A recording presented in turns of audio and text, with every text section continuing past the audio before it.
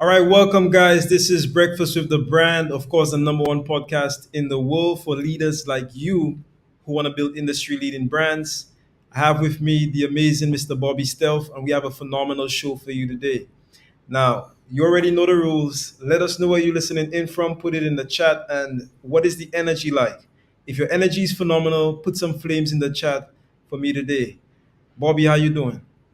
Doing great, doing great. Had a phenomenal leg day this morning. So I like to do legs on Monday because for me, that's like one of the worst body groups for me to do because just everything hurts when you do legs right, at least in my experience. So I hit legs this morning. And as I was going through the process, I just started thinking to myself, all right, today's getting off to a painful start in a good way. So how are we going to make it better? How are we going to make it better? So I'm excited. 100%, man. I did, what did I do? I did a little bit of back and a little bit of arms. So that's what I did today. That's what I did today. But you're definitely right. Like leg days are killers. Leg days are absolute killers. I want to send a quick shout out to Lawana. I see Lawana tuning in from it looks like AZ, Arizona, and then I see Bradley. So Bradley, shout out to you. By the way, Bobby, it is Easter Monday, so I do want to send a shout out to everybody that's celebrating Easter. So if you're celebrating Easter, then shout out to you. 100%. We still wanted to come on here, and just bless you guys with a short show. We're gonna, cap it off maybe like 7:50 this morning. Won't go too long. But did want to show up for everybody here because we do want to give you the information. So definitely thank you all for being with us this morning. So Bobby, tell me, man, how's everything on your end? I see Joel, I see Tia. Welcome, welcome everybody. We're gonna have an interesting show. Like let's sort of see where it goes, man. I know you might probably have a couple questions for me. I think the last time you and I really dug deep, we did go into a little bit of marketing, Mhm. and I don't think we actually finished off. Even if we went over the time, I don't think we actually got done with everything. So I'm interested to see what questions you have for me today. But before we get into that, man, we're gonna take a short break. But before we do, Bobby, do you have anything that you want to say? Not particularly. One thing that I'll say is that a lot of people have been hitting me about branding. And I'm Okay. like, it's been coming back up.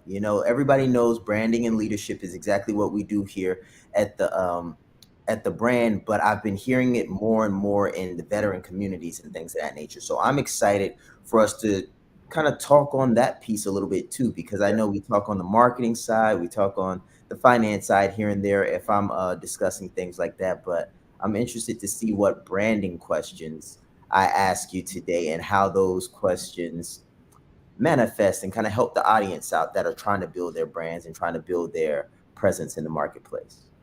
Let's do it. I'm excited. Listen, guys, we'll be back in literally like 60 seconds. Don't move. We'll be right back. In brand clarity, exactly what you're going to get is what it sounds like. Clarity for your brand. What is your color? What is your logo?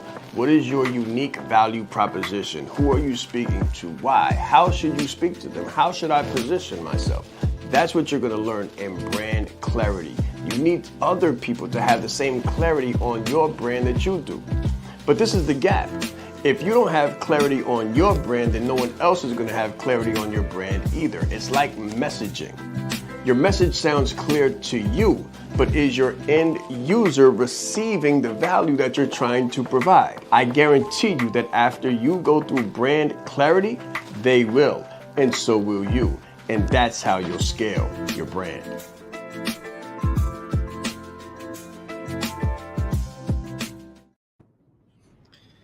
All right, guys. So we are back literally after 60 seconds. Listen, I see some more people coming in. I see Dr. Michelle. Phenomenal morning to Dr. Michelle. Bobby, let's get it going, man. I'm ready. You say you have Brandon. Let's touch on Brandon. Yeah, man. So I just want to lay some things out because I've been writing them down, but I'm going to ask Junior some phenomenal questions this morning, guys. Yeah. But one of the things I want to lay out is brand capital. Mhm. Brand capital is something that I think is a concept not too many people talk about, and it might be the first time. Maybe this is an original thought, right?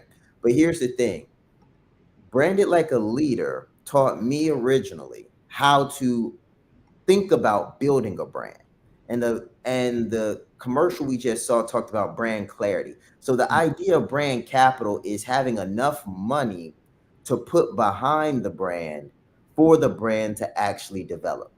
And I think this is very interesting as I prepare this question for Junior. So one of the things about Henry Ford is that his first Ford company and partnership with venture capital failed. The brand didn't just boom Ford out the gate first go round. It didn't the second go round. He actually didn't get it right until the third or fourth time. Same thing with Walt Disney. Brand capital, like he had to go bankrupt on multiple occasions before he got the brand right. And the interesting thing about what Branded Like a Leader does and what many of us are trying to achieve now is how long does it take to establish your brand? And I think it takes longer the less clarity you have. So the question that I have for Junior is, what advice would you give someone based on the number of 120-day brands you've done? And by the way, for those that are watching, this is when he sits down with an individual and really unpacks their vision and then helps turn the vision into words that can be then branded and positioned into the marketplace effectively. So the question again is, what advice would you give to someone that's trying to find clarity on their brand and turn those words, or excuse me, that vision into words? Mm.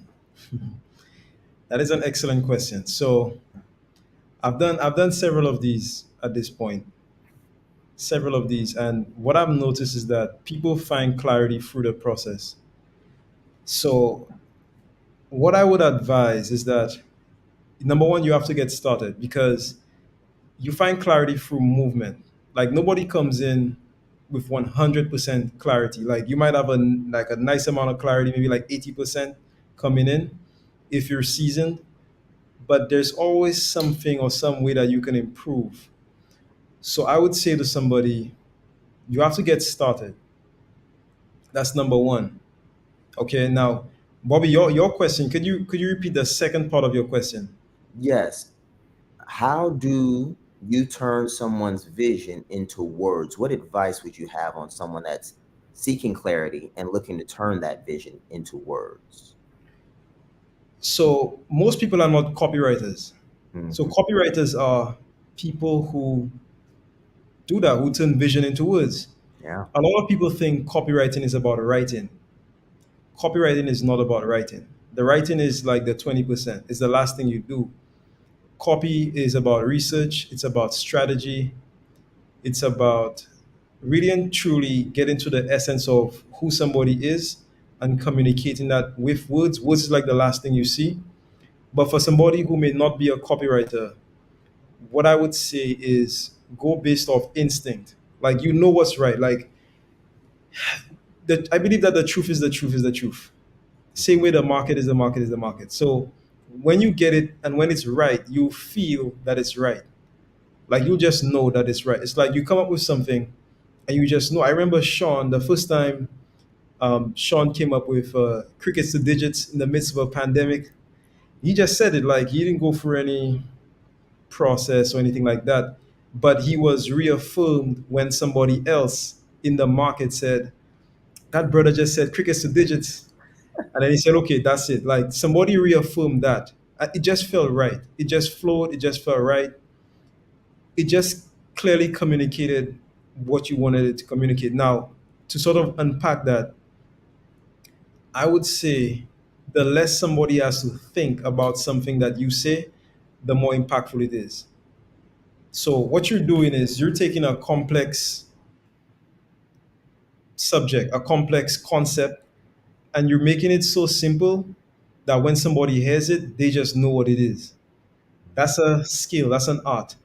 And if you're not, or if this form of art is not your art, it's not like your thing, I would say just go based off instinct and just try some stuff out, and then you'll know when it clicks.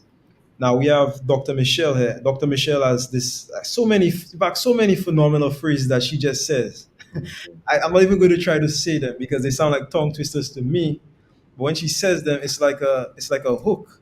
You know what I mean? Like it's like a hook. You just get it. And That's what you're looking for. You're looking for ultimately for people to just get what you're talking about. So I would say go for simplicity. The less people have to think, the more impactful it is. And you want to go and really, really think about that vision. Now let me give the people a tip for how you break that vision down. There's a concept called schema in marketing or in advertising. So what is a schema? A schema is a group of words that are associated with certain imagery. So that's like if you were coming to the Caribbean. I'm from the Caribbean, and we have a lot of stuff here that maybe you guys don't have over there. Or maybe we call certain things by certain names that you don't necessarily call it by. So we have what's called, let's say, a breadfruit. Do you know what a breadfruit is, Bobby? Maybe you do. I don't know. A break fruit or a grapefruit? A brick. We call it or breadfruit. Yeah. Do you know what Nope. that is? No, I don't. Okay, so check this out. So a breadfruit is. I want you to think of a watermelon, a mid-sized watermelon, but the skin is a little bit rough, and it's patented with a sort of hexagonal type pattern all around, small hexagonal patterns all around. When you cut on the inside, inside is very fleshy, okay? And it feels sort of like almost like a tough sort of tissue. You can fry it, you can boil it, you can stew it, you could do everything that you could do with a potato. In fact, it feels almost like a potato on the inside. Mhm. So let me ask you a question, Bobby. Are you starting to get some sort of imagery of what that might look like? Sure, Um, yeah. so what did I do? So I was able to communicate the idea of what a breadfruit is to somebody who's never experienced it before. That's right. That's what I'm saying. So now this is a very, very like rudimentary example. Okay, now of course I could have gone deeper, but just for example here, what I've done is I've taken an idea that you already know and I've introduced a new idea by painting an image with an idea that you already know and working around that idea using schema to give you an idea or to create the mental image of what that might look like. So for you and for your vision, what is the high value? Like what is the high value concept? That's what we call it. What are you trying to communicate? And then how can you take words that people already have an association with and match that vision with those rudimentary words to create the mental image of the brand that you're looking for?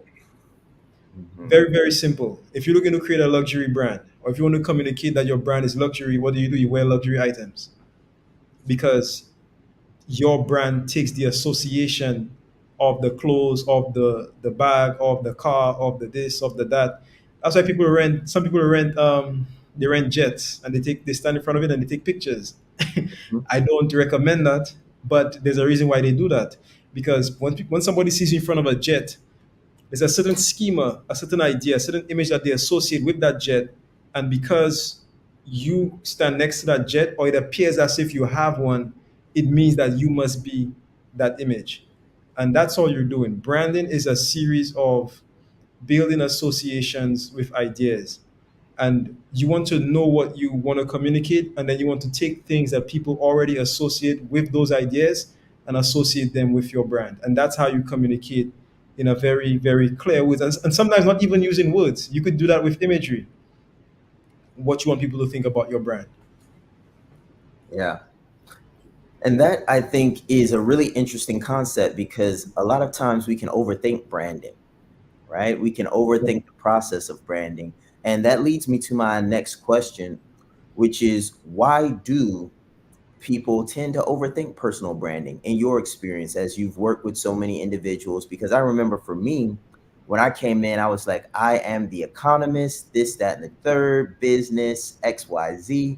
And I think a lot of times we use the wrong words instead of the right words. We use the big words or the words that maybe stroke our ego. If we are very educated, we tend to use the words of our academia. But when it comes to communicating to the market, and when it comes to really not getting lost in the sauce of language, but connecting and communicating effectively, what can we do to not overthink this process and really just get to the point? Be authentic. Mm, So Sean says, brand you, not what you do. If you tell me you're an economist, you're branding what you do. You're not branding who you are. So I think Steve Jobs said it best when he said that marketing and branding is all about values. So Steve Jobs said, we don't make boxes for people to sit and type on. That's not what we do. So everybody would say Apple is a computer company. Steve Jobs would probably say no. He said we make computers, but we're not a computer company. We are about changing the world. We are about these certain values, and then we do phones, we do AirPods and stuff like that. But that's not what we're about. And honestly, that's where you need to get. You just need to brand who you are. What are your actual values? Like what do you actually care about? Like what is your actual mission? Like you need a mission, you need a vision that is going to change as the market changes. So just because there's AI doesn't mean that your vision changes. It means that you now have different tools to achieve your vision.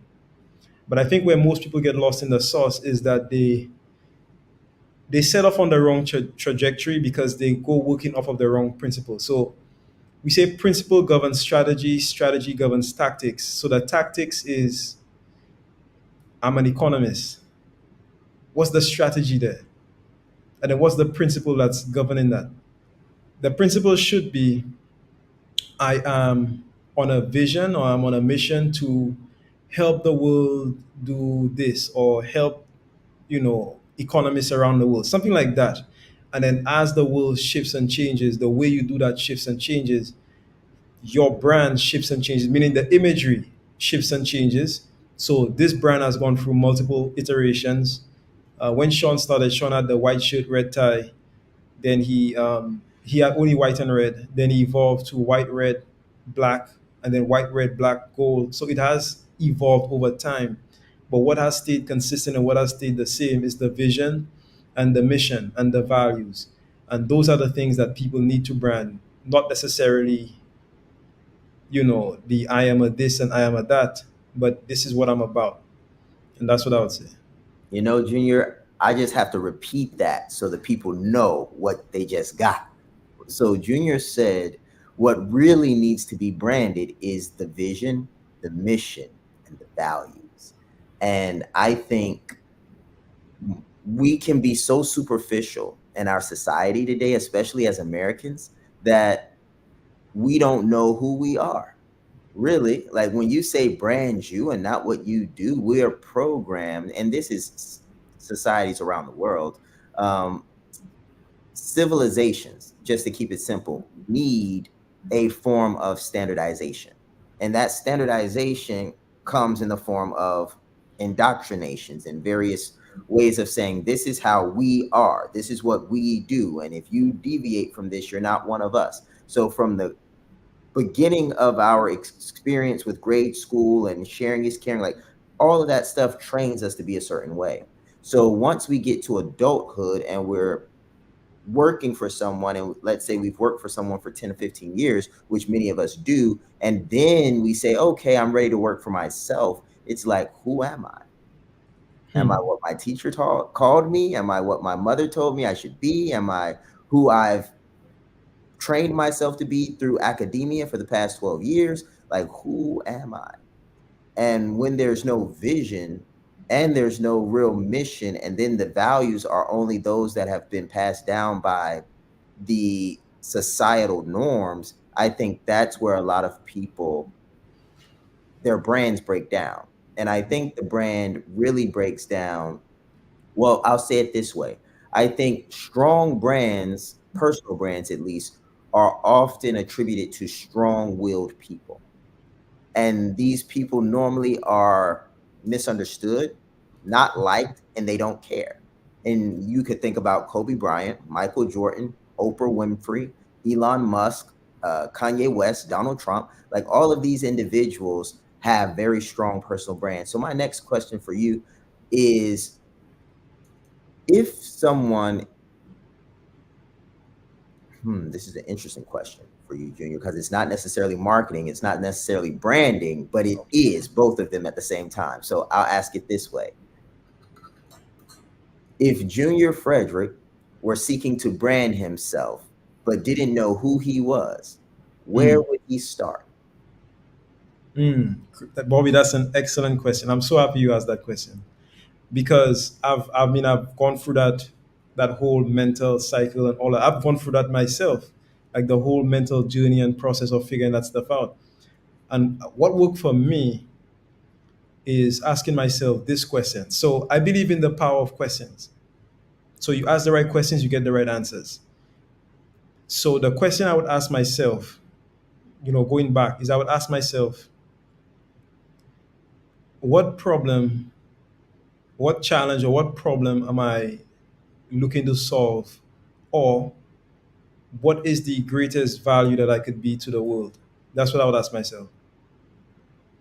Because that is the foundation of the brand. So the brand is in a business, from a business perspective, you are solving a problem. That's what you're doing. You're here to solve a problem. So what is the problem that I am going to solve with my time here on the planet? And then that's where I would start. Because if you ask yourself that question, that tells you everything about who you are. So do you want to save trees in the rainforest? Do you want to help children around the world? Are you like Dr. Michelle and you want to help breast cancer survivors? Right? Are you like Lawana and you want to help small business owners, navigate change in the market? So the brand really and truly starts from a challenge or a problem. It's just like a hero's journey. Like everybody has a hero's journey. The brand is no different. The hero's journey starts with a call to action. Like in all movies that you see, all great stories start with a call to action. The hero is called into action. The action or the calling into action normally starts with the presentation of a problem. Now, there's a very good book that I'm reading right now called Choose Your Enemies Wisely by Patrick Bet David. And what I really love, and if you're a visionary, you should definitely get this book. Um, Patrick says to recruit your mission and vision. So as CEOs, we recruit teams, we recruit people who work for us, etc., work with us, we recruit partners, but we don't recruit the vision. So you have to recruit your vision, meaning that you have to go out and you have to find it. You have to go out and you have to find that mission. That's how you do it. And the way you find that mission is by asking yourself, what problem am I looking to solve? Now, there's a personal brand, a personal vision, personal mission, and then there's a business mission, you know, business vision. But the business vision is an extension of the personal vision. So why are you put here? Like, what is the essence of why you're here? You have to figure that out, and that's going to take some introspection. But in my opinion, asking yourself, you know, what problem am I going to solve for humanity is a great way to start. Yeah, I think that was excellent because it's got us moving down the right path. And I think the right path is one where we're getting closer and closer to the truth, closer and closer to the truth of branding. So as we navigate this, one of the questions that I have is, as you rebrand, because a lot of people are rebranding, they set out to do one thing and then they realize that they went 100 miles in the wrong direction. And now they're trying to go in the right direction. So during a rebranding, how should someone think about that when they've got so much momentum going in one direction? So they can't just change their mind. They have to, one, change their mind, go in the opposite or the better or new direction, while they still have all this inertia going in the other way with their brand. So like when you have a situation like that, and I'll restate the question a little more clearly, what do you do? But the question more clearly is this: you've branded yourself one way, and you've made social contracts, and you've gone in one direction, and now you want to change. You want to go the other way, or you've realized things are different.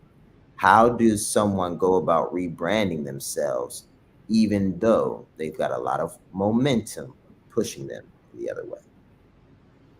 That's a phenomenal question. So the way that I think of this particular question is I think of it as an evolution, not necessarily a shift or a change. I mean, we're all human and we all find clarity. That's why I say you find clarity through the process. So you could never, in my opinion, like you could never like know completely who you are, if that makes sense. So like the person I was 10 years ago is not the person I am now. And I would say the same for most people. So your brand evolves over time. If you look at all of the biggest brands today, I could give the example of The Rock, Dwayne The Rock Johnson. If you know The Rock, you know The Rock started in wrestling, then he moved to movies. Now he's into tequila and different things like that. So did he change or did he just evolve? You know, Mhm. if you look at Taylor Swift is a great case study. Taylor Swift had a concert the other day, and fans were jumping, and it was similar to I think a magnitude 2 earthquake. Wow. Yeah, that's how strong her brand is. So she went from being, the teenage girl that kept falling in love and getting her heart broken, and now she's evolved into something else. So I think brands evolve over time, right? And then you just have to be cool with that. Like at every time you shift or every time you pivot, you will lose a few people. Like they'll say, well, okay, well, this is not the Bobby that I knew. But I think that's okay. It's okay because not everybody can go where you're going. You have to be okay with, I guess, losing a few people because where you're going, you're gonna get way more people. That's my opinion. Because like, I think it would be silly to remain the same after 20 years as a person. Can you imagine remaining the same after 20 years, like not learning anything? Like did you not learn anything after 20 years, after 10 years? Like you will learn stuff. Your opinions will change, things will shift, and your real fans, your real followers, the real leaders who follow you, they'll understand that. But I mean, you have to explain to people what you're doing. Like, hey guys, this is what I'm doing, of course. But I mean, at the end of the day, you want to stay true to you, number one. So if that means like losing a few people, then I'm okay with that. As long as I'm authentic, I'm honest, I'm transparent in my evolution as a brand, then I'm okay with that. So I would say if you've grown, then your brand grows with you, and just be okay with your evolution. It's okay. It's okay to change and it's okay to evolve. And it's okay for not everybody, for everybody not to agree with you, and that's fine. And everybody has that right. But as you shift and as you change, you'll get the right people that will come with you on the journey. Yeah. And this is pretty enlightening if you're paying attention, guys. And the reason I'm asking these questions is very strategically. Like, my goal is to position Junior to give you the answer that you might be asking yourself right now, but no, might not even know to ask yourself. Like, so to do a brief recap of the core questions that I've asked is: one, how do I build a brand and the right way to think about it? We covered the values, the vision, and the mission. Another concept that we asked is: how do you build a brand when you don't know who you are? Well, you ask strategic questions that get you closer to your core identity. And then we ask the question of: what do you do when you're getting started? Well, you just get started and you let things unfold. And now we're talking about what happens when you realize it's time to evolve, or you've done so much in your business that you need to get to the next level. Okay, well, now you have to find your core truth and stick to it while doing the next iteration of activities. Because as long as you're true to your core brand, then as you evolve and say lose people and gain people, the brand remains true. So as we ask this next series of questions, this is more about the connections, Mhm. because you've got marketing that's a part of branding, you've got copywriting that's a part of branding, you've got colors that are a part of branding, and even a language, even a tone and a dialect. So Junior, the question that I have for you now is, as a marketing expert, as a direct marketing consultant, when you are working with a brand, is it easier to work with a individual that has a brand already, or is it easier to work with someone that does not have a brand at all and you're pretty much putting something together for them from scratch? Which is easier to work with? And the reason I ask this question is because if you're not branded yet and you may want to brand yourself, but you don't know how to, it might be beneficial for you to have your brand built alongside an expert. Or it may be beneficial for you to run into some walls yourself and get beat up a bit, find out what you like and what you don't like, and then bring what you have to a brand consultant. So I'm just interested to see if there are any advantages or disadvantages to coming to an expert in marketing with a brand or without one. The answer is both. And let me explain what I mean. And by the way, guys, we have the Ultimate Brand Challenge. The link is right at the bottom there. This challenge is going to be on April 8th. It's 100% free with the ability to upgrade to VIP. So if you want to learn how to build a brand, then don't miss it. It'll be 5 days of 100% free content. So don't miss out. But Bobby, I would say that the answer is both. And the reason I say that is because the determinant or the factor determining success is not the necessarily the age of the entrepreneur. So that doesn't determine success, because check this out. You could have one person that is very seasoned that has gone off in the wrong direction, and they're not willing to change. They're not coachable, or they're not flexible as far as changing, or they're not receptive to a new message or to a new style. And then you could have a somebody who just started that's very receptive, very coachable, and then it could be easier to help them. At the same time, you could have somebody who's very seasoned and very experienced, who understands that I should probably just leave this to the marketing people to do and just stay out of the way, which can be very difficult for visionaries to do, to let go of the wheel. But sometimes you have very mature visionaries that can do that, and then they become easier to work with because they already have most of the stuff in place. It's mostly just a tweaking, here and there, and they have the basic fundamentals. So the answer is, the most coachable and the most receptive person is the easiest to work with, not necessarily the person that is new or the person that is more seasoned. So that's the answer.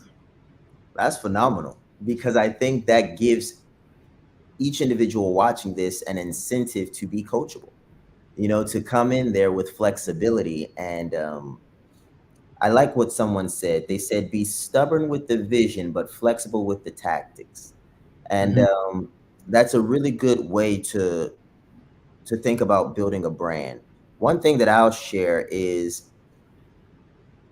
as your brand develops, you will develop as well. But I think the strength of a strong brand comes from commitment. And I'll talk a little bit about this as I prepare the next question for Junior. So, what I've learned is that when you do not keep your commitments to yourself, then you compromise. And when you compromise authenticity, you oftentimes compromise character. And if you compromise your character, then the brand doesn't stand on anything. So it's like you build the brand on sand. And what I've noticed a lot of times is that there is a lack of commitment in our society at large. Like, people don't really stay married as long as they used to. People start diets and they stop those diets. People go in one direction and then they feel like that direction is too hard. So they go another direction. Weight loss, same thing. It's like we start and we stop, or we start and we just give it a break and the break turns into a redirection. And branding is one of the things that requires, in my personal experience, supreme discipline and belief, because you've got to believe in what you're doing and you've got to have this unwavering discipline to stay the course. And I think that's where the stubborn aspect comes into play. But then there's this interesting piece of flexibility that's required, because as you are staying stubborn and gung ho about the vision, there may be something that happens, such as COVID, that says, hey, you can't go outside anymore. You've got to go inside now. And I think a lot of people struggle with that. They struggle, one, with discipline, and then two, with adaptability and flexibility and alignment with the vision. So, my question for you, Junior, is what things could someone do regularly to improve their discipline so that they can protect the longevity of their brand?